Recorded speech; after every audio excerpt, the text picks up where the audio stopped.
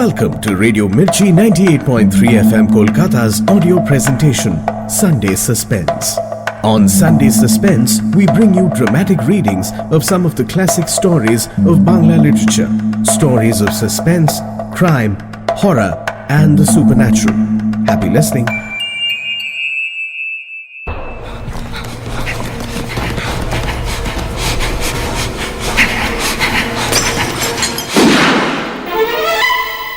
Sunday suspense শুধুমাত্র radio Mirchi 98.3 FM এ it's hot. Bangla সাহিত্যের রোমাঞ্চকর কিছু গল্প দিয়ে সাজানো আমাদের এই বিশেষ নিবেদন, সানডে সাসপেন্স। আজ আপনার জন্য নিহার রঞ্জন গুপ্তর লেখা কিরিটি কাহিনী রেশমি ফাঁস। নিহার রঞ্জন গুপ্তর জন্ম 1911 সালে অবিভক্ত বাংলার যশোর জেলায়। বাংলা সাহিত্যকে তিনি কিরিটি রায়ের মতো অমর গোয়েন্দা চরিত্র উপহার দিয়েছেন, কিন্তু তিনি জীবন শুরু করেছিলেন একেবারে অন্যভাবে। কলকাতার কারমাইকেল মেডিকেল কলেজ থেকে ডাক্তারি পাশ করেন তিনি। স্কিন স্পেশালিস্ট হিসেবে নাম করেছিলেন। দ্বিতীয় বিশ্বযুদ্ধের সময় নিহার বাবু আর্মিতে যোগ দেন ও মেজর হিসেবে চট্টগ্রাম থেকে মিশরের যুদ্ধ ময়দানে কাটান। তার কিছু বিখ্যাত গ্রন্থ কালো ভ্রমর, উল্কা, উত্তর ফাল্গুনী, কলঙ্কিনী কঙ্কাবতী ইত্যাদি। তার মৃত্যু হয় 1986 সালে। আজকের গল্পটি আমরা নিয়েছি মিত্র ও ঘোষ থেকে প্রকাশিত কিরিটি রায় এই বইটি থেকে। প্রধান চরিত্রে সাধু শেখর, সুনয়না দেবী, অমিয়, বিজয় শেখর, বিনয় শেখর এবং কিরিটি রায়। গল্প পাঠে মীর, দীপ, অনির্বাণ, অভিষেক এবং শঙ্করী প্রসাদ মিত্র। গল্পের সূত্রধার দীপ। শুরু হচ্ছে রেশমি ফাঁস।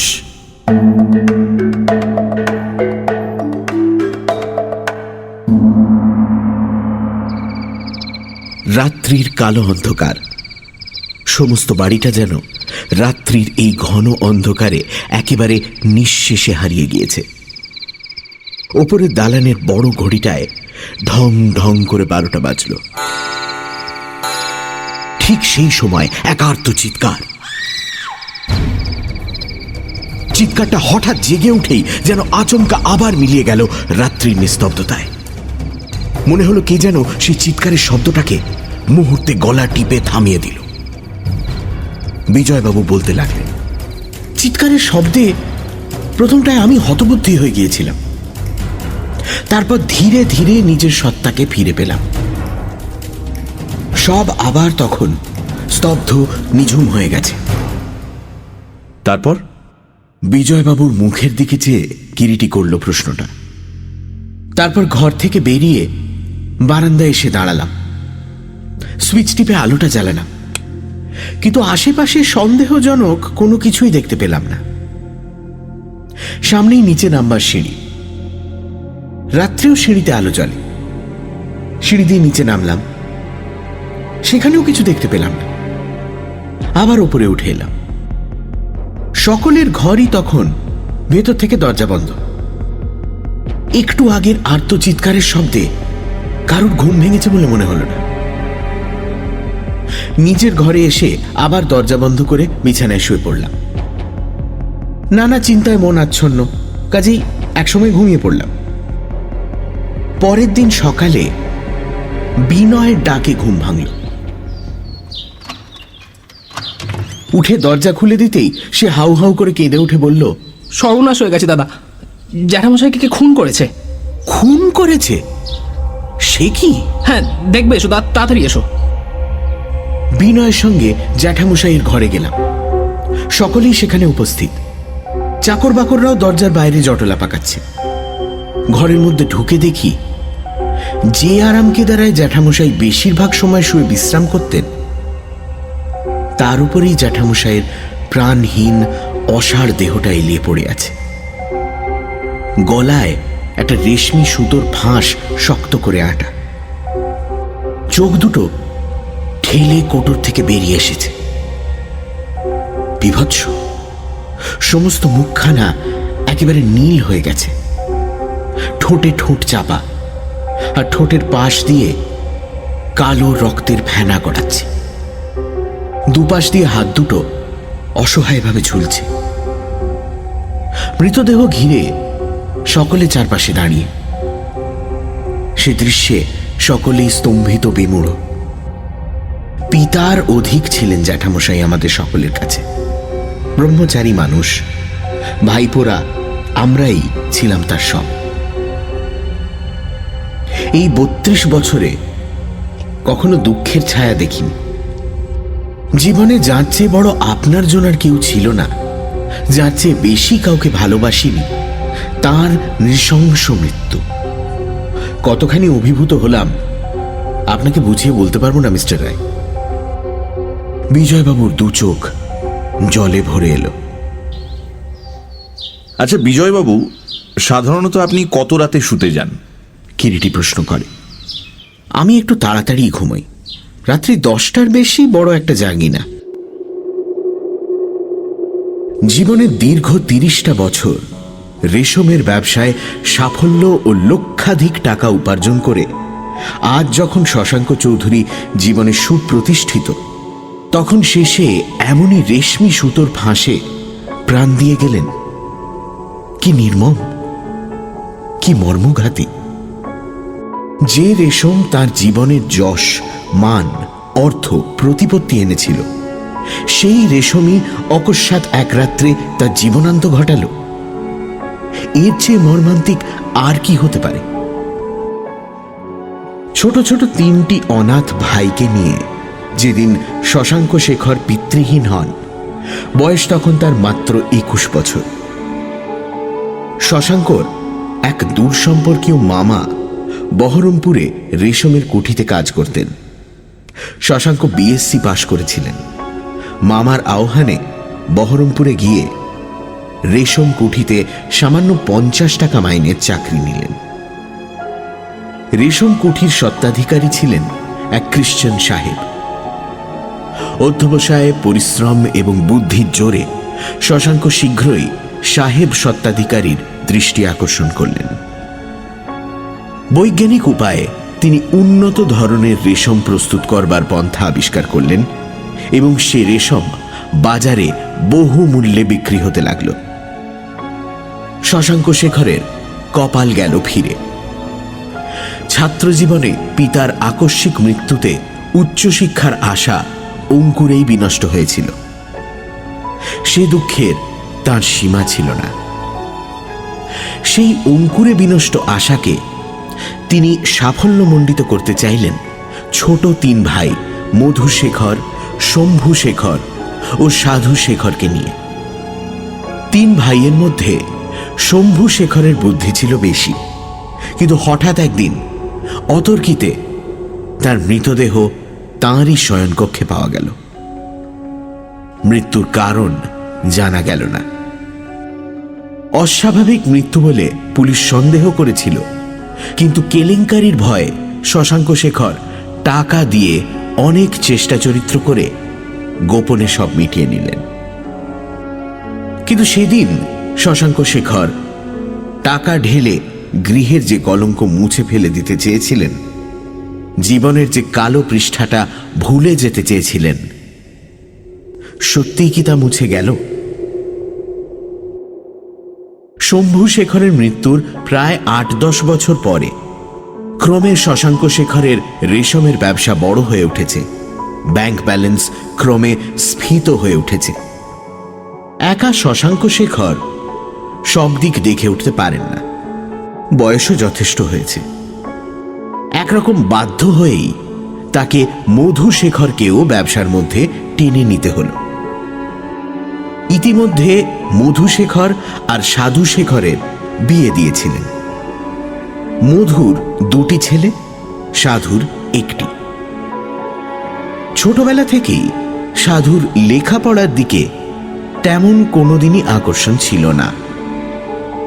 কোনো মতে ম্যাট্রিক পাশ করলেও আইয়ের গণ্ডি সে উতরোতে না পেরে তাস, পাশা ও আড্ডা দিয়ে সময় কাটাতে লাগল। শশাঙ্ক মনে মনে দুঃখ পেলেও মুখে কিছু বললেন না ছোট ভাইকে। মধুর বড় ছেলে বিজয়ের যখন 21 বছর বয়স, সেই সময় হঠাৎ আবার একদিন মধুশেখর দুর্দান্ত কলেরা রোগে 4 ঘন্টার মধ্যে মারা গেলেন। বিজয়ের ছোট ভাই বিনয়ের বয়স তখন 16 বছর। মধুর মৃত্যুতে শশাঙ্ক বড় বেশি আঘাত পেলেন, কিন্তু অত্যন্ত চাপা মানুষ বলে তেমন বোঝা গেল না। দ্বিগুণ উৎসাহে যেন তিনি ব্যবসার মধ্যে ডুবে গেলেন। ভেতরে ভেতরে কিন্তু শশাঙ্ক শেখরের প্রাণ শক্তি ক্ষয় হয়ে আসছিল। অবশেষে একদিন শশাঙ্ক শেখর বিশ্রাম নিতে বাধ্য হলেন।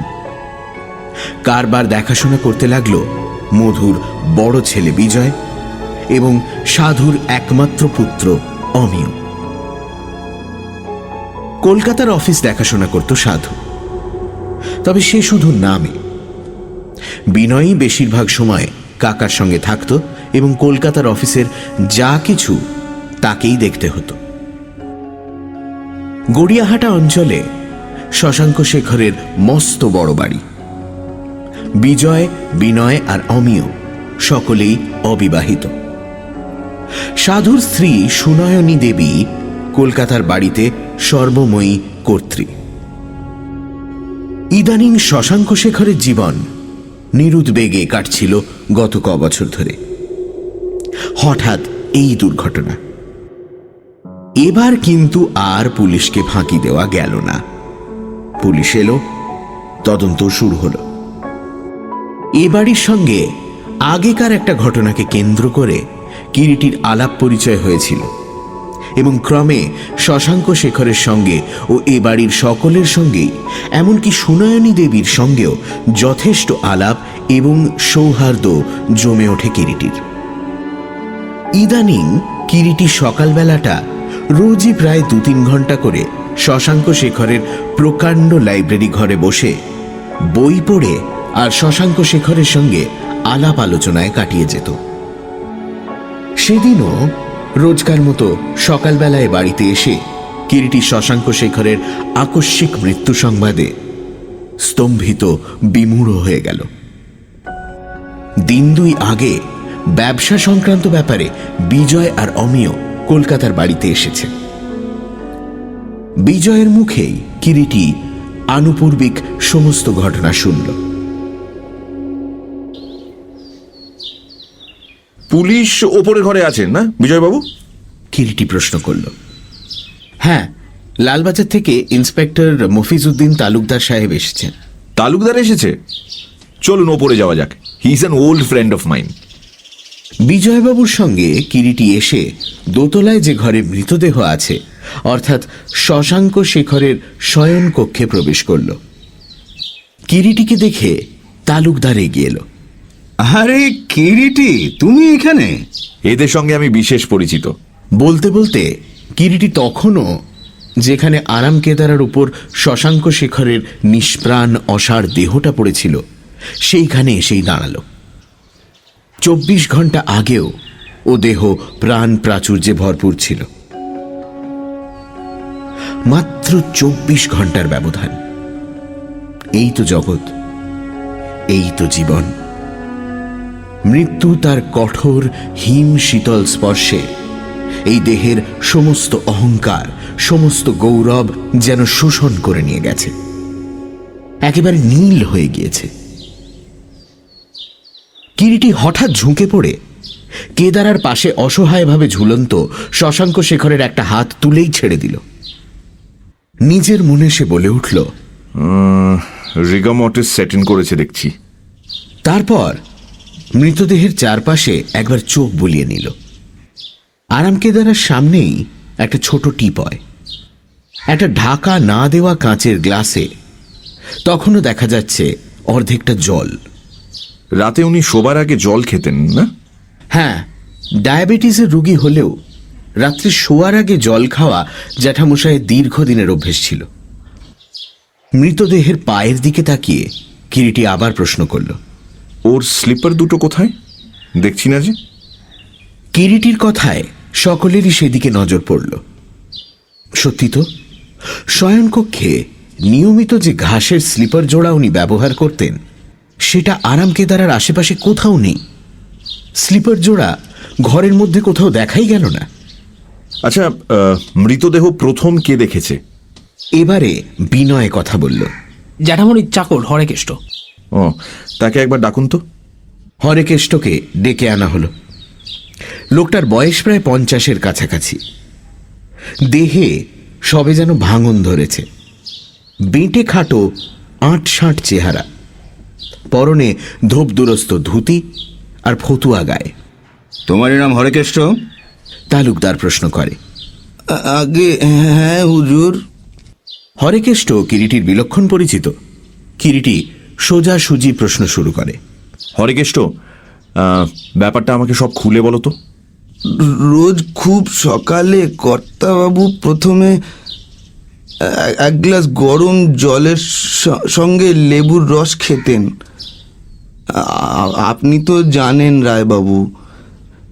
আজ ভোরে গরম জল নিয়ে এসে ঘরের দরজা ভেজানো দেখে ঠেলতে গিয়ে দেখি দরজা ভেতর থেকে বন্ধ। দরজা বুঝি খোলাই থাকতো?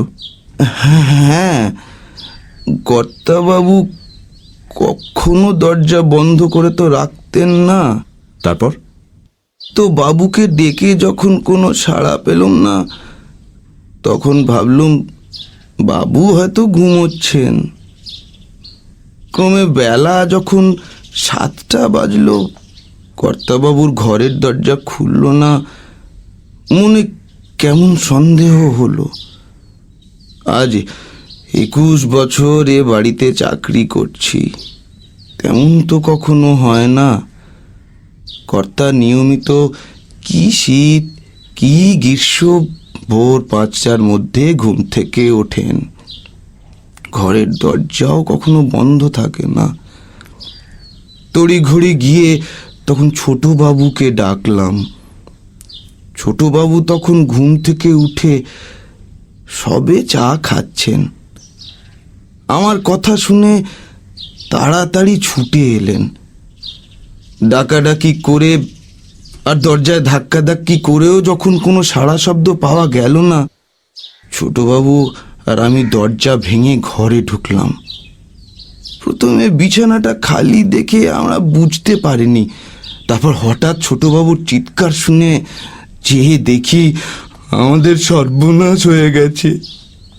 কর্তাবাবুর দেখাশোনা তো তুমিই করতে, তাই তো হরেকেষ্ট? আগে আপনি তো সবই জানেন। রাত 10:30টার সময় প্রতিদিন 1 গ্লাস জল কর্তার ঘরে রেখে তবে আমার রাতের মতো ছুটি মিলত। এদিকে আবার ঠিক ভোর 5টার সময় এসে গরম জল আর লেবুর রস মিশিয়ে দিতে হতো। দিনের বেলায় আমাকে সব সময় তার কাছে কাছে থাকতে হতো। তাহলে গতকাল রাতে 10টার সময় তুমি যখন কর্তাবাবুর জল রাখতে এ ঘরে আসো, তখনও তিনি বেঁচে ছিলেন? হ্যাঁ বাবু। তো সে সময় বাবু নিশ্চয়ই জেগেছিলেন? আগে কথাবার্তা হয়েছিল কিছু? না, তেমন কিছু না। তবে জলটা রেখে গেলাম আর বলে গেলাম, কর্তা জল রইল। তিনি বললেন জিজ্ঞেস করলাম আর কোনো কিছু দরকার আছে কি না। বললেন না। ওই চেয়ারটাতেই তিনি তখন বসেছিলেন নাকি বিছানায় শুয়েছিলেন? আগে ওই চেয়ারটাতেই বসেছিলেন, জানলার কাছে ঘরের দিকে পিছন ফিরে। হ্যাঁ? কিরিটি যেন হঠাৎ চমকে ওঠে। ঠিক বাইরে বারান্দায় এমন সময় জুতোর মচমচ আওয়াজ পাওয়া গেল। কিরিটি তালুকদারের দিকে ফিরে তাকিয়ে বলল, হিয়ার কামস আর ডক্টর আহমেদ। বলতে বলতেই পুলিশ সার্জন ডক্টর আহমেদ এসে ঘরে প্রবেশ করলেন এবং ঘরের চারপাশে একবার তাকিয়ে কিরিটিকে দেখে হাসি মুখে বলে উঠলেন, আরে কিরিটি রায়, দেন সামথিং ইজ রিয়েলি ব্যাড। তো মিস্টার রায়, রহস্য ঘনীভূত তো? আপাতত অন্ধকার রাতে রেশমি ফাঁসের নিষ্ঠুর এক হত্যাকাণ্ড মাত্র। আগে আপনি ডেড বডি পরীক্ষা করুন, যতটা সম্ভব পুলিশকে সাহায্য করুন। পুলিশকে মানে আর ওল্ড ফ্রেন্ড তালুকদারকে? সে তো আছেই, কিন্তু তাহলে আপনি? না, হঠাৎ এসে পড়েছি। এদের সঙ্গে যথেষ্ট জানাশোনা আছে আগে থাকতেই, এবং বিশেষ করে মৃত শশাঙ্কবাবুর সঙ্গে যথেষ্ট হৃদ্যতা ছিল, তাই একটু জিজ্ঞাসাবাদ করছিলাম আর কি। তাছাড়া বোঝেনি তো, দীর্ঘদিনের অভ্যেস। ডক্টর আহমেদ তার কাজ শুরু করলেন। মোটামুটি পরীক্ষা সেরে উঠে দাঁড়াতেই কিরিটি প্রশ্ন করল, কতক্ষণ আগে মৃত্যু হয়েছে বলে মনে হয় আহমেদ সাহেব? তা প্রায় ঘন্টা 11-12 হবে বই কি। আমারও তাই ধারণা। স্ট্র্যাঙ্গুলেশনই তো মৃত্যুর কারণ নাকি? আপাতত তাই বলেই তো মনে হচ্ছে। ময়না তদন্ত করে দেখা যাক, if anything mysterious is found. এরপর কিরিটি তালুকদারকে প্রশ্ন করল, তোমাদের পুলিশের তদন্ত শেষ হয়েছে তালুকদার? হ্যাঁ, মোটামুটি। কেবল জবানবন্দি নিতে বাকি। ও, তবে শুরু করে দাও, আমি অপেক্ষা করি। তোমার কাজ শেষ হয়ে গেলে একসঙ্গেই আমার গাড়িতে ফেরা যাবে। তালুকদার তাঁর জবানবন্দি নেওয়া শুরু করলেন। লোকজনের মধ্যে বাড়িতে মৃত ব্যক্তিকে বাদ দিয়ে শশাঙ্কর ছোট ভাই সাধু শেখর, মধুর 2 পুত্র বিজয় আর বিনয় শেখর, সাধুর একমাত্র পুত্র অমিয় শেখর, অমিয়র মা সুনয়নী দেবী, শশাঙ্ক শেখরের খাস ভৃত্য হরেকেষ্ট, নেপালি ভৃত্য বাহাদুর এবং একজন উড়িয়া ভৃত্য গোলক, রাধুনী বামুন কৈলাস, ঝি হরিমতি, ড্রাইভার উজ্জ্বল সিং এবং দারোয়ান বিক্রম সিং আর লাল সিং।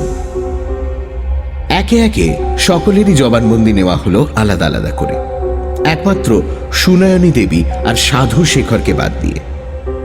এদের সকলকে ঘর থেকে বিদায় দিয়ে সবশেষে ওদের দুজনকে ডেকে পাঠানো হলো। তালুকদার বলতে লাগলেন, সকলের জবানবন্দি থেকে ব্যাপার যা দাঁড়াচ্ছে, শশাঙ্ক শেখর চৌধুরীকে শেষ জীবিত দেখেছে তার খাস ভৃত্য হরেকেষ্টই। রাত্রি 12টার সময় বিজয়বাবু তখনও জেগে পড়াশুনো করছিলেন। একটা আর্তচিৎকার শুনতে পান, কিন্তু ঘর থেকে বেরিয়ে কোথাও তিনি সন্দেহজনক কিছু দেখতে পাননি বা শুনতে পাননি। বাড়িতে রাত্রির খাওয়া দাওয়া 9:30টার মধ্যে চিরদিন শেষ হয় এবং গত রাত্রেও তার ব্যতিক্রম ঘটেনি।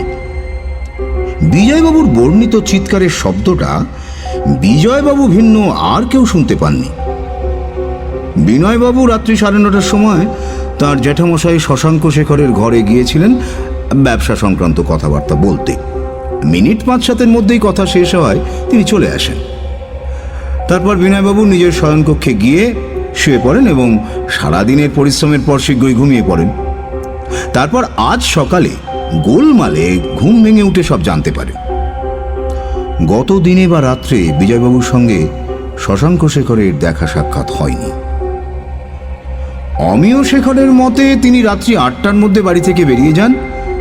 তিনি গিয়েছিলেন নাইট শোতে সিনেমা দেখতে। হোটেলে খেয়ে সিনেমা দেখে ফিরেছেন রাত 12:30টায়।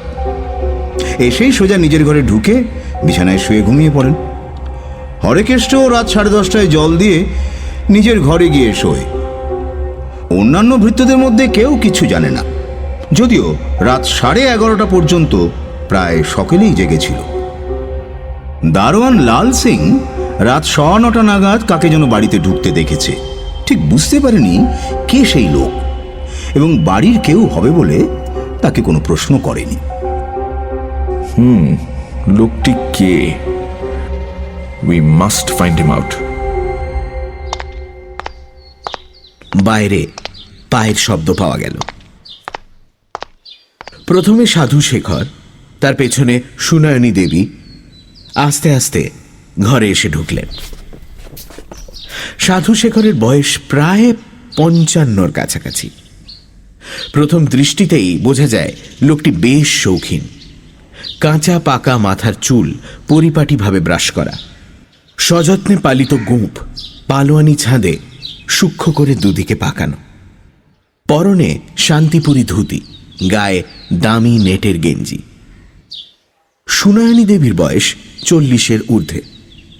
পরিধানে মিলের সাধারণ লাল পাড় শাড়ি, হাতে অলংকারের বাহুল্য নেই, বরফি প্যাটার্নের দুগাছি করে সোনার চুড়ি, শাঁখা আর লোহা, মাথায় অল্প ঘোমটা। তালুকদার শুরু করলেন, নমস্কার, আপনি? আগে সাধু শেখর, ইনি আমার স্ত্রী। বসুন, দাঁড়িয়ে রইলেন কেন? দুজনেই চেয়ারে বসলেন। নিতান্ত কর্তব্যবোধেই এ সময় আপনাদের বিরক্ত করতে বাধ্য হলাম, ক্ষমা করবেন। পাড়ায় একটা ক্লাব আছে, প্রতি রাতেই সেখানে আমি যাই। কাল রাত 9টা, সোয়া 9টা হবে ক্লাব থেকে বেরিয়ে আমি ওই শিয়ালদা মার্কেটের কাছে এক বন্ধুর সঙ্গে দেখা করতে গিয়েছিলাম, কিন্তু দেখা না পাওয়ায় ফিরে আসি। এই বাড়ি পৌঁছতে তা প্রায় 11টা হয়েছিল। সাধু শেখর এই পর্যন্ত বলেছেন, হঠাৎ সুনয়নী দেবী স্বামীর মুখের দিকে একবার তাকিয়েই চোখ নামিয়ে নিলেন এবং ঘরে ঢোকা অবধি যেমন মাথা নিচু করে বসেছিলেন, আবার তেমনি ভাবে বসে রইলেন। সাধু শেখর আবার বলতে লাগলেন, এরপর খেয়ে দিয়ে আমি শুয়ে ঘুমিয়ে পড়ি। আজ সকালে ঘুম থেকে উঠে চা খাচ্ছি, এমন সময় হরেকেষ্ট এসে আমাকে বলে, এই দাদার ঘরের দরজা ভেতর থেকে বন্ধ, ডাকাডাকি করেও কোনো সাড়া পাওয়া যাচ্ছে না। হঠাৎ কিরিটি প্রশ্ন করল, আপনার দাদা কোনো উইল করে গেছেন বলে জানেন? হ্যাঁ, গত বছর দাদা উইল করেছেন, আমি জানি সেটা। এ বাড়ির আর সকলেই সেই উইলের কথা জানেন? না, একমাত্র আমি, আমার স্ত্রী আর বিজয় ছাড়া বাড়ির আর কেউই কিন্তু উইলের কথা জানে না। ছেলেদের মধ্যে একমাত্র বিজয়বাবু ছাড়া উইলের কথা কেউ জানলো না, তার মানে, তাই তো? সাধু শেখর চুপ করে রইলেন। কিরিটি কি ভেবে তারপর আবার প্রশ্ন করল, যদি কিছু মনে না করেন, উইলে মোটামুটি কি ব্যবস্থা, মানে যদি একটু বলেন আর কি। একমাত্র আমার ছেলে অমিয় শেখর ছাড়া সকলেই দাদার সম্পত্তিতে অধিকারী সমানভাবে। অমিয় কেবল মাসে 150 করে টাকা, ওই যতদিন বেঁচে থাকবে মাসোহারা পাবে। কেন? অমিয় বাবুকে তিনি হঠাৎ বিষয় থেকে বঞ্চিত করলেন যে?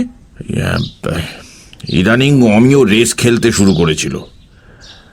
দাদা আর আমরা ওই স্বামী স্ত্রীতে তাকে অনেক বুঝিয়েও ফেরাতে পারিনি।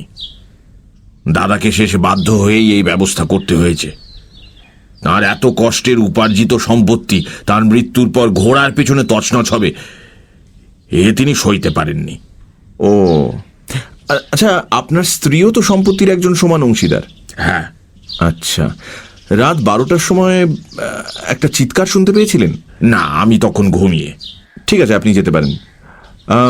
আপনার স্ত্রীকে আমরা আলাদা কটি প্রশ্ন করতে চাই, আপনার আপত্তি নেই তো? না না, ওর যদি কোনো আপত্তি না থাকে আমারও নেই। স্বামীর কথায় সুনয়নী দেবী মুখ তুলে তাকালেন। কিরিটি বলল, 2-4 মিনিটের বেশি লাগবে না বৌদি, আপনাকে 2-4টে কথা জিজ্ঞাসা করেই ছেড়ে দেব। সাধু শেখর ঘর থেকে চলে গেলেন। আপনি কোনো চিৎকার শুনতে পেয়েছিলেন বৌদি গত রাতে? না। আপনার স্বামী সাধুবাবু কাল রাতে কখন বাড়ি ফিরেছিলেন? কিরিটির দ্বিতীয় প্রশ্নে সুনয়নী দেবী কিছুক্ষণ চুপ করে রইলেন, তারপর বললেন, উনি তো একটু আগে সে কথা আপনাদের বলে গেলেন। না বৌদি, আপনি তো জানেন উনি, মানে আপনার স্বামী, সত্যি কথা বলেননি। সত্যি কথা বলুন, যদি এখনো আপনার প্রিয়জনকে ফাঁসির দড়ি থেকে বাঁচাতে চান। ফাঁসি? হ্যাঁ, ফাঁসি। হত্যা অপরাধে আইনে ফাঁসি হলো শাস্তি। না না, আমি কিছু জানি না, আমি কিচ্ছু জানি না। অসহ্য কান্নার ভারে সুনয়নী দেবী ভেঙে পড়লেন। মৃতদেহ তখনও তেমনই ঘরের মধ্যে আরাম কেদারায় পড়ে আছে। তালুকদার দলবল সহ প্রস্থান করেছেন। ওরা থানায় পৌঁছে মৃতদেহ ময়না ঘরে নেবার ব্যবস্থা করাবেন। দরজার সামনে একজন পুলিশ কেবল প্রহরায় মোতায়েন। কিরিটি একা এখনো ঘর থেকে বেরোয়নি। তীক্ষ্ণ দৃষ্টিতে মৃতদেহের মুখের দিকে চেয়েছিল। কি নিষ্ঠুর ভয়াবহ বৈশাচিক হত্যা! দেহের কোথাও স্ট্রাগলের এক চিহ্ন পর্যন্ত নেই। যেই হত্যা করে থাকুক, সে মৃত শশাঙ্ক শেখরের একান্ত পরিচিত, এবং পরিচিত যারা এ বাড়ির সকলেই তার আত্মীয়, এবং সেদিক দিয়ে সকলের পক্ষেই তাকে হত্যা করা সম্ভব। কিন্তু কে? সাধু শেখর? সুনয়নী দেবী, বিজয়, বিনয়, অমিয়, এদের মধ্যে কার পক্ষে শশাঙ্ক শেখরকে হত্যা করা বেশি সম্ভব? শশাঙ্ক শেখরের মৃত্যুতে কে বেশি ইন্টারেস্টেড? এদের মধ্যে যদি কেউ করে থাকে, মোটিভ তার কতখানি তীব্র ছিল অন্যদের চেয়ে? চিন্তিত অবস্থায় কিরিটি ঘরের মেঝেটা পরীক্ষা করতে করতে হঠাৎ তার নজরে পড়ল ছোট ছোট কটা কাঁচের টুকরো এদিক ওদিক ছড়িয়ে রয়েছে। সযত্নে মেঝে থেকে কাঁচের টুকরোগুলো খুঁটে খুঁটে তুলে একটা কাগজে মুড়ে পকেটে রেখে দিল কিরিটি। জলের গ্লাসটা, গ্লাসে আধা আধি জল এখনো পড়ে রয়েছে। বিছানা দেখে মনে হয় গত রাত্রে বিছানায় তিনি একেবারেই শোননি। রাত্রে সাধারণত 11টার আগে শুতেন না, সে কথা সে নিজেও জানে। তাহলে আরাম কেদারাটা? বিজয় শেখর ঘরে ঢুকলেন। মিস্টার রায়। কে? বিজয়বাবু, আসুন আসুন। কাকামণির মুখে জ্যাঠার উইলের খবর আপনি শুনেছেন? হ্যাঁ, কিন্তু একটা কথা কিছুতেই বুঝতে পারছি না বিজয়বাবু। কি? ওই চেয়ারটা যেটার উপর এখন মৃতদেহ রয়েছে। আমি আপনার কথা ঠিক বুঝতে পারছি না। বুঝতে পারছেন না? হরিকেষ্ট যখন গতকাল রাতে জল নিয়ে আসে, চেয়ারটা ওই জানলার সামনে ছিল এবং শশাঙ্ক শেখর ওইখানেই চেয়ারে পিছন ফিরে বসেছিলেন। তবে সেই চেয়ারটা এখানে এলো কি করে? তারপরে হয়তো কোনো একটা সময় জ্যাঠামশাই আবার কেদারাটা এখানে টেনে নিয়ে এসে বসেছিলেন, এমনও তো হতে পারে। হতে পারে তো সবই, কিন্তু তা হয়নি এক্ষেত্রে। দ্বিতীয়ত, রাতে যে ঘাসের স্লিপারটা উনি ব্যবহার করতেন, ওয়ের is that pair of sleepers? It could not have vanished in thin air. তারপর ওই ব্লেসেড চিৎকার বাড়ির আর কেউ শুনতে পেল না? I just can't believe this. It's a damn lie. মিথ্যে কথা। বলতে বলতে কিরিটি হঠাৎ চুপ করে যায় এবং মিনিট কয়েক গুম হয়ে বসে থেকে আবার বলে ওঠে, যদি কিছু মনে না করেন, আপনার জ্যাঠামশাইয়ের লাইব্রেরি ঘরে গিয়ে লালবাজারে মিস্টার তালুকদারকে আমার হয়ে যদি ফোন করে বলে দেন কাল সকালে অতি অবশ্য আমার সঙ্গে যেন একবার তিনি দেখা করেন। সে আবার বলে গেল আজ দুপুরে বাইরে কোথাও যাবে। নিশ্চয়ই, এখনই যাচ্ছি। বিজয় শেখর চলে গেলেন ফোন করতে। কিরিটি চট করে কক্ষ সংলগ্ন বাথরুমের ভেজানো দরজা ঠেলে ভেতরে ঢুকে মেঝের দিকে তাকাতেই সউল্লাসে অস্ফুট চিৎকার করে উঠল, ইউরেকা! এবং সঙ্গে সঙ্গে নিচু হয়ে কিরিটি বাথরুমের মেঝে থেকে শশাঙ্ক শেখরের ঘাসের স্লিপার জোড়া তুলে সোজা জামার পকেটে ঢুকিয়ে ফেলল এবং আলো জেলে বাথরুমটা ভালো করে একবার দেখল। দিন 7 পরের কথা। কিরিটি তার শোবার ঘরে একা বসে গভীর মনোযোগের সঙ্গে একটা বাংলা নভেল পড়ছিল। বেলা প্রায় 11টা।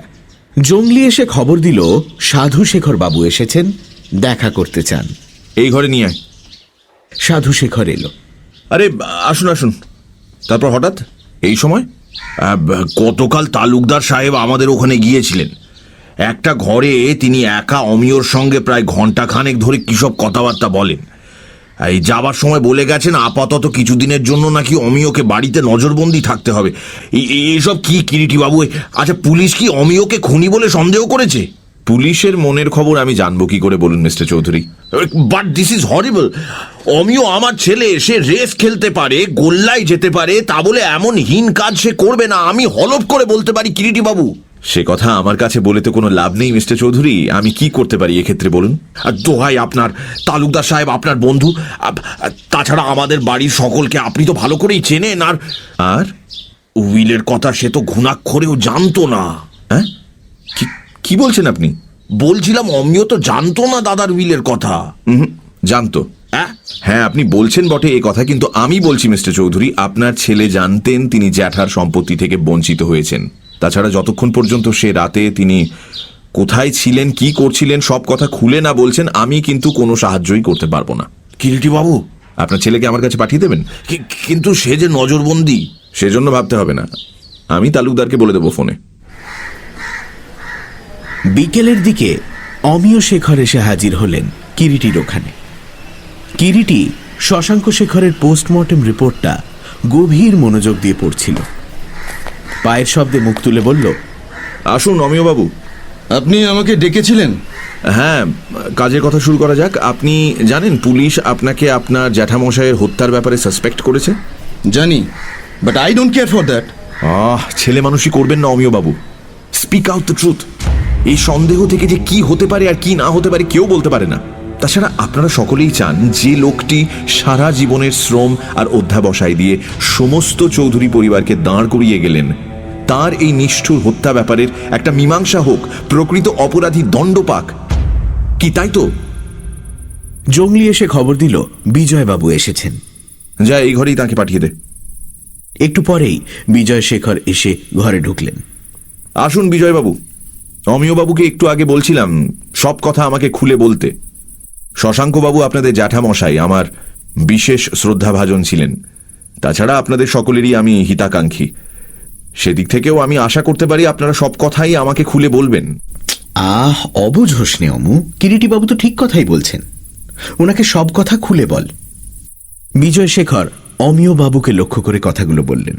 তুমি কি বলছো দাদা? তুমি তাহলে সন্দেহ করো আমি জ্যাঠামশাইকে খুন করেছি? অদ্ভুত একটা উত্তেজনায় অমিয়বাবুর মুখখানা যেন থমথম করতে লাগল। এরপর সকলেই কিছুক্ষণ চুপচাপ রইল। তারপর হঠাৎ কিরিটি নীরবতা ভঙ্গ করে বলে উঠল, শুনুন অমিয়বাবু, সেই রাতে আপনি সিনেমায় যাননি। এবার কোথায় গিয়েছিলেন একটু বলুন তো। সিনেমাতে যাইনি। অবাকভাবে তাকালো অমিয়বাবু কিরিটির মুখের দিকে। না, তার প্রমাণ আছে আমার হাতে। আপনাদের দারোয়ান লাল সিং আপনাকে রাত 9:15 নাগাদ বাড়িতে ঢুকতে দেখেছে। এ কথা সত্যি কিনা? কিরিটির কথা শুনে অমিয়বাবু হঠাৎ যেন বৈদ্যুতিক শক খাবার মতো নিশ্চল হয়ে গেলেন। তারপর হঠাৎ কিরিটির দিকে মুখ তুলে তাকালেন। অমিয়বাবু এখন বোধহয় বুঝতে পারছেন কেন পুলিশ আপনাকে সাসপেক্ট করছে। সে কি? তবে তুই মিথ্যে বলেছিস অমু? তীক্ষ্ণ কণ্ঠে বিজয় শেখর প্রশ্ন করলেন। হ্যাঁ, কিরিটিবাবু ঠিকই বলেছেন। সিনেমাতে সে রাত্রে আমি যাইনি। তবে আমি বাড়িতেই ছিলাম, আর রাত্রি 10:15 নাগাদ জ্যাঠামশাইয়ের সঙ্গে দেখাও করেছিলাম। জ্যাঠামশাইয়ের সঙ্গে দেখা করেছিলি কেন? মাসখানেক আগে হঠাৎ একদিন মা আর বাবার কথা শুনে বুঝতে পারি জ্যাঠামশাই আমাকে তার সম্পত্তি থেকে বঞ্চিত করেছেন। কেন আমাকে বঞ্চিত করবেন এ কথা জিজ্ঞাসা করতে গিয়েছিলাম। তারপর আমার কথা শুনে জ্যাঠামশাই বললেন তিনি যা ভালো বুঝেছেন তাই করেছেন। তখন ইচ্ছা করছিল তাকে তাকে খুন করি। কি সর্বনাশ! এবার বোমার মতোই যেন ফেটে পড়ল আমিও। সর্বনাশ কেন? কেন তিনি আমাকে বঞ্চিত করবেন? কি আমার অপরাধ? রেস কি শুধু আমি একাই খেলি? আর তার সব ভাইপোরা সাধু, তাদের কোনো দোষ নেই। তবে কেন কেন আমি সইব এই অন্যায় অবিচার? মুহূর্তে ঘরের সমস্ত আবহাওয়া যেন বিষিয়ে উঠল। ওই দিন রাত প্রায় 9:30। শশাঙ্ক শেখরের ঘর। শশাঙ্ক শেখরের ঘরে উপস্থিত সাধু শেখর, বিজয়, বিনয়, অমিয় আর সুনয়নী দেবী। ঘরের মধ্যে কিরিটি বলছিল, পুলিশ অমিয়বাবুকে একা নজরবন্দি করে রাখলেও আসলে কিন্তু আপনারা সকলেই পুলিশের নজরবন্দি। কারণ আপনাদেরই মধ্যে আছে খুনি। সাধু শেখর চিৎকার করে উঠলেন, এ আপনি কি বলছেন কিরিটি বাবু? আমরা আমাদের সবচেয়ে যিনি আপন তাকে খুন করেছি আমরা? হ্যাঁ, মানুষের শুভবুদ্ধি যখন দুর্বুদ্ধিতে আচ্ছন্ন হয় তখন কোনো নীচ কাজ নেই যা মানুষ করতে পারে না। বিজয়বাবু বললেন, কিন্তু এই যে সাংঘাতিক কথা। শুনুন, আমি অনুমানে বলতে পারি সেই রাতে আসলে কি ঘটেছিল। রাত 9:15 সময় অমিয়বাবু তাঁর জ্যাঠামশাইয়ের সঙ্গে দেখা করতে আসেন এবং উইল সংক্রান্ত ব্যাপারে তার সঙ্গে কথা কাটাকাটি হয়। অমিয়বাবু ভয়ানক চটে ওঠেন এবং হয়তো তাকে মৃত্যু ভয়ও দেখান। অমিয়বাবুর সঙ্গে যখন কথা কাটাকাটি হচ্ছিল সে সময় সুনয়নী দেবী ছিলেন দরজার বাইরে। হঠাৎ সাধু শেখর প্রশ্ন করলেন তার স্ত্রীকে, এ কথা সত্যি? হ্যাঁ, আমি ওর ঘরের দিকেই আসছিলাম। রাত্রে কিছু খাননি তো? অন্তত 1 কাপ দুধ খাবেন কিনা জিজ্ঞেস করতে। অমি অমন ধরনের কোনো কথা বলেছিল? খুন করবে বলে শাসিয়েছিল। রেগে ঘর থেকেও যখন বেরিয়ে যায়, আমাকে দেখতে পাইনিও। হ্যাঁ ভগবান। সাধু শেখর দু হাতে মুখ ঢাকলেন।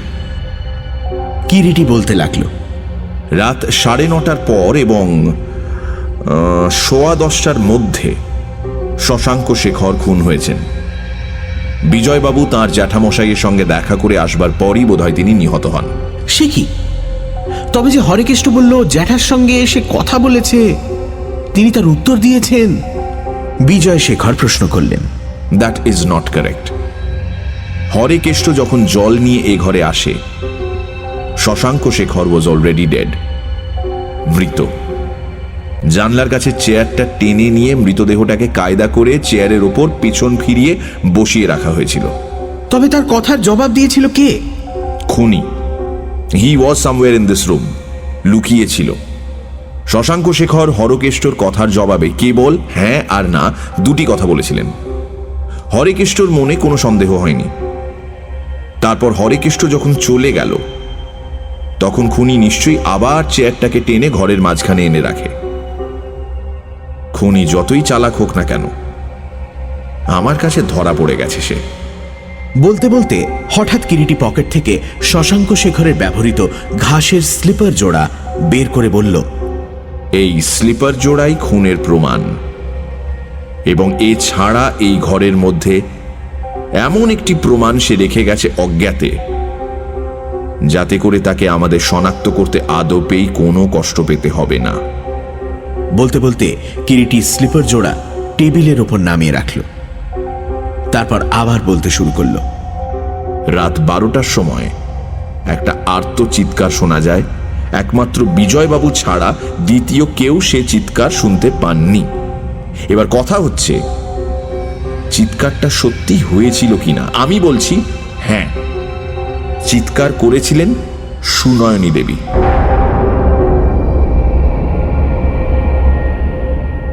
ঘরের মধ্যে যেন বজ্রপাত হলো।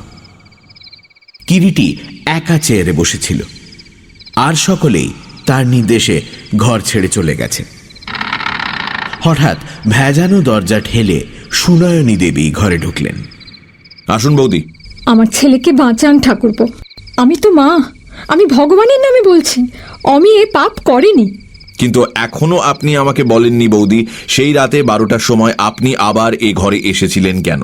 ওই হতভাগা অমিকে বাঁচাতে। ও কথা শোনবার পর তার উপর আমি নজর রেখেছিলাম, আর মাঝরাতে হঠাৎ তাকে একা একা ঘর থেকে চুপি চুপি বেরিয়ে এসে ঘরের দিকে আসতে দেখে আমি আসি তার পেছনে পেছনে, তাকে অনুসরণ করে। সে আগেই এ ঘরে আসে। ঘরে ঢুকেই দেখি অমির হাতে পিস্তল, ভাসুরের পিছন দিকে উঁচিয়েছে। দেখে আমি চিৎকার করে উঠি, কিন্তু কিন্তু জানি সে চিৎকার শুনে হঠাৎ আপনার ছেলে বোধহয় ভয় পেয়ে পালাতে যায়, যার ফলে ধাক্কায় জলের গ্লাসটা পড়ে ভেঙে যায় এবং আপনি তখন আরেকটা গ্লাসে জল এনে রেখে দিয়ে কাঁচের টুকরোগুলো তুলে নিয়ে জল মুছে চলে যান এই ঘর থেকে। কিন্তু কিন্তু কেন? কারণ জলের গ্লাসটা ভাঙা দেখলে আর আমার চিৎকার যদি কেউ শুনে থাকে, সন্দেহ হতে পারে এই ভেবে। সন্দেহ কিসের? আপনি তো তখনও জানতেন না যে শশাঙ্ক শেখর মারা গেছেন। জানতাম না বটে, তবে আমার ছেলে ঘর থেকে চলে যাবার পরই আমার কেমন যেন সন্দেহ হয়। চিৎকারের শব্দেও আমার ভাসুর কোনো সাড়া দিলেন না কেন? কাছে এগিয়ে যেতে সব বুঝতে পারি, আর সেই জন্যই আরেকটা গ্লাসে জল এনে রেখে দিই। ইতিমধ্যে কখন এক সময় বিজয় শেখর ঘরে ঢুকেছে সুনয়নী দেবী না জানতে পারলেও কিরিটি লক্ষ্য করেছিল। এবারে বিজয় শেখর হঠাৎ প্রশ্ন করল, তবে জলের গ্লাস থেকে জল খেলো কে? পরে আপনার এই প্রশ্নের জবাব দেব বিজয়বাবু। রাত অনেক হলো, আজকের মতো বিদায় নেব। নমস্কার। এরপর সকলকে ঘর থেকে বিদায় করে দরজায় চাবি লাগিয়ে কিরিটি বিদায় নেবার আগে একবার সুনয়নী দেবীর সঙ্গে গোপনে কিছুক্ষণ কথাবার্তা বলে গেল। অন্ধকার রাত্রির বুকে জেগে কৃষ্ণা চতুর্দশীর চাঁদ। রাত বোধ করি 2টো হবে। কিরিটি আর তালুকদার নিঃশব্দে শশাঙ্ক শেখরের ঘরে প্রবেশ করে খাটের বাঁদিকে যে আলমারিটা ছিল তার পেছনে আত্মগোপন করে অপেক্ষা করতে লাগলো। সমস্ত বাড়িটাই যেন কবরখানার মতো নিস্তব্ধ হয়ে গিয়েছে। ঝিমঝিম করছে রাত্রির নিস্তব্ধতা। চাঁদের সামান্য একটু আবছা আলো ঘরের খোলা জানলা দিয়ে মেঝে এসে পড়েছে। তালুকদারকে কিরিটি বলেছে তাকে আসতেই হবে, কারণ সে জেনেছে যে ওই স্লিপার জোড়াই একমাত্র প্রমাণ নয়। তাছাড়াও এই ঘরে এমন কোনো চিহ্ন রেখে গেছে খুনি যাতে করে তাকে শনাক্ত করতে একটুও বেগ পেতে হবে না। এবং এসব ক্ষেত্রে খুনির সাইকোলজি যা হয় তাকে সেই মারাত্মক চিহ্নটি সরানোর জন্য আসতেই হবে। হঠাৎ এমন সময় বাথরুমের দিক থেকে সতর্ক পায়ের চাপা শব্দ শোনা গেল। কিরিটি সজাগ হয়ে ওঠে। ওই আসছে, নিঃশব্দ সতর্ক পায়ে। দীর্ঘ 7 দিন ও 7 রাতের পর খুনি আবার এই ঘরে ঢুকছে। সত্যি সে এলো। অন্ধকারের অস্পষ্ট আবছা রহস্য দিয়ে ঘেরা, সর্বাঙ্গে কালো একটা চাদর মুড়ি দেওয়া। চাদরখানা টেনে মুখের নিচের অংশ পর্যন্ত ঢেকে দিয়েছিল।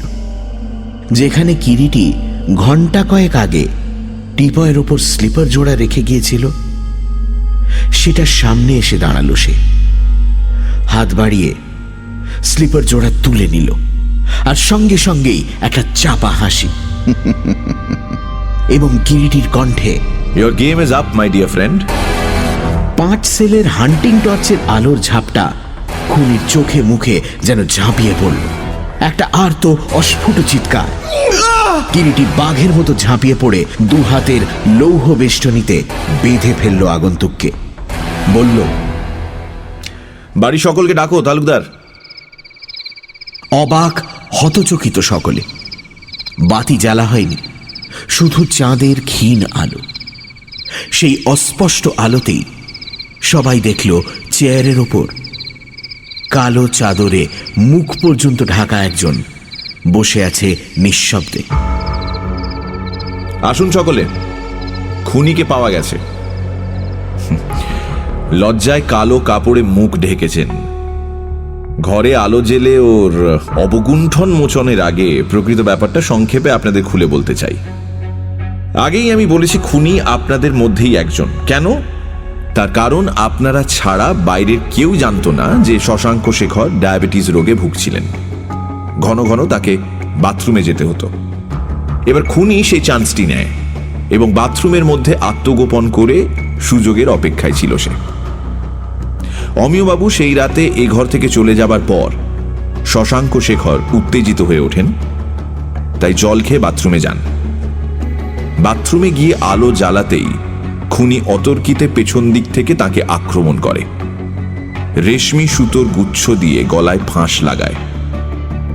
দ্বিতীয়ত, এ বাড়ির সংস্থান আর নির্মাণ এমন যে একমাত্র এ বাড়ির লোক ছাড়া বাইরের কারো পক্ষেই তার শোবার ঘরের মধ্যে দিয়ে কিংবা বাইরের দেয়াল বেয়ে বাথরুমে এসে লুকিয়ে থাকা অসম্ভব। যখনই আমি স্থির নিশ্চিত হলাম যে বাড়ির মধ্যে কেউ একজন খুনি, তখনই ভাবতে শুরু করি সে কে। সকলের মুভমেন্টস চেক করে বুঝলাম আপনাদের মধ্যে একমাত্র ইনি ছাড়া আর কারো পক্ষে সেই রাতে হত্যা করা সম্ভব ছিল না। কিন্তু হত্যার মোটিভ থাকা প্রয়োজন। সেটা শুনলে আশ্চর্য হবেন, সামান্য বোঝবার ভুল। শশাঙ্ক শেখরের উইলে অমিয়বাবুকে বঞ্চিত করবার প্রধান কারণই ছিল তাকে কান ভাঙানি দেওয়া। এবার স্নেহ দুর্বল মন শশাঙ্ক শেখরের। অমিয় সম্পর্কে নানা কথা শুনতে শুনতে তার মন একসময় বিকল হয়ে ওঠে। ফলে অমিয়কে তিনি সম্পত্তি থেকে বঞ্চিত করেন। কিন্তু খুনি একটা জিনিস জানত না, শশাঙ্ক শেখরের হৃদয় ভীষণ দুর্বল এবং তিনি কান পাতলা হলেও ভীষণ বুদ্ধিমান ছিলেন। And one day he smelt the rat. এবং ব্যাপারটা যে বহু অংশে হিংসায় হয়েছে তা বুঝতে তার দেরি হলো না। শশাঙ্ক শেখর তখন খুনিকে একদিন মুখোমুখি চার্জ করলেন এবং তাকেও সম্পত্তি থেকে বঞ্চিত করবেন সে কথা জানিয়ে দিলেন। খুনি এইখানেই মারাত্মক ভুল করল। সে ভাবল ওটাই বুঝি শশাঙ্ক শেখরের সত্যিকারের অন্তরের কথা। পাছে সত্যি সত্যি শশাঙ্ক শেখর দ্বিতীয় একটা উইল করেন এই ভয়ে, শুধুমাত্র এই ভয়ে অতর্কিতে পিছন থেকে গলায় ফাঁস জড়িয়ে তাকে খুন করল সে। এই ঝগড়ার ঘটনাটা একমাত্র সুনয়নী দেবী ছাড়া দ্বিতীয় কেউ জানতেন না। আজই রাতে তিনি সে কথা আমাকে বলেছেন এবং সঙ্গে সঙ্গে খুনের উদ্দেশ্য আমার কাছে পরিষ্কার হয়ে গিয়েছে। তালুকদার, ঘরের আলোটা এবার জ্বালো। শশাঙ্ক শেখরের পায়ে চটি না থাকাতেই আমি বুঝেছিলাম he was murdered in the bathroom. তাছাড়া সেখানে খুন করাই ছিল সবচাইতে নিরাপদ খুনির পক্ষে। দপ করে ঘরের আলো জ্বলে উঠল। হাত বাড়িয়ে কিরিটি তখন খুনির মুখ থেকে কাপড়টা টেনে নিয়ে বলতে শুরু করলো, বিজয়বাবু ভেবেছিলেন নিজে থেকে আমার কাছে সাফাই গাইতে পারলেই বুঝি আমার চোখে ধুলো দিতে পারবেন। একটা কথা কিন্তু ভুলে গিয়েছিলেন আপনি। যে লোক সাধারণত রাত 10টার বেশি জাগে না, সে হঠাৎ রাত 12টা পর্যন্ত জেগেছিল কেন? চিৎকার শুনতে কি?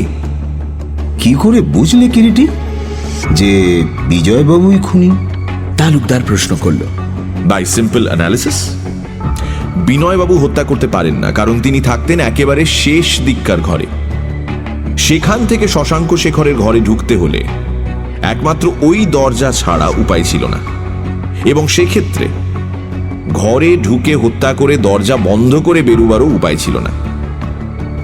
তারপর অমিয়বাবু, তিনি যে খুন করেননি তার প্রমাণ তাঁর মুভমেন্টস। সাধুবাবু আর সুনয়নী দেবীর মুভমেন্টস তাদের নির্দোষিতার প্রমাণ। এবার বাকি পড়ে রইলেন বিজয়বাবু।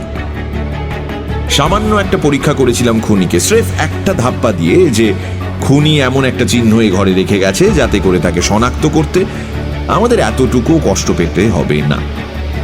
এবং নির্ভুলভাবেই উনি আমার ফাঁদে পা দিলেন। বিধাতার দণ্ড এমনি করেই পাপীর মাথায় পড়ে। সাধুবাবু, আমার কর্তব্য শেষ হয়েছে। এবারে তালুকদার সাহেবের সঙ্গেই আপনাদের আলোচনা। আমি আসি। ঘরের উজ্জ্বল বৈদ্যুতিক আলো অন্ধকারের সকল রহস্য উদ্ঘাটন করে দিয়েছে। বিজয় শেখর তার জ্যাঠামশাইয়ের খুনের কলঙ্ক এবং দুর্নিবার লজ্জা মাথা পেতে নিলেন। একঘর স্তম্ভিত মুখের সামনে দিয়ে ধীর পায়ে বেরিয়ে গেল কিরিটি।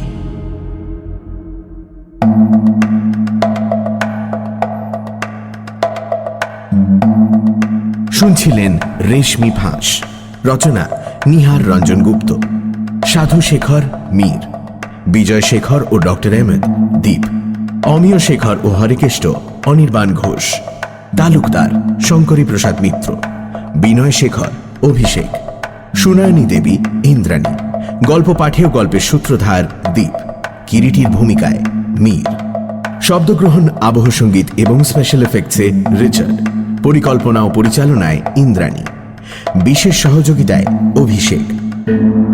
রেডিও মির্চির তরফ থেকে আন্তরিক ধন্যবাদ লেখক কন্যা শ্রীমতী কেয়া সেনগুপ্ত এবং তার পরিবারকে আমাদের পাশে থাকার জন্য। আগামী সপ্তাহে ঠিক এই সময় আরও একটি রোমাঞ্চকর গল্প নিয়ে হাজির হবে সানডে সাসপেন্স।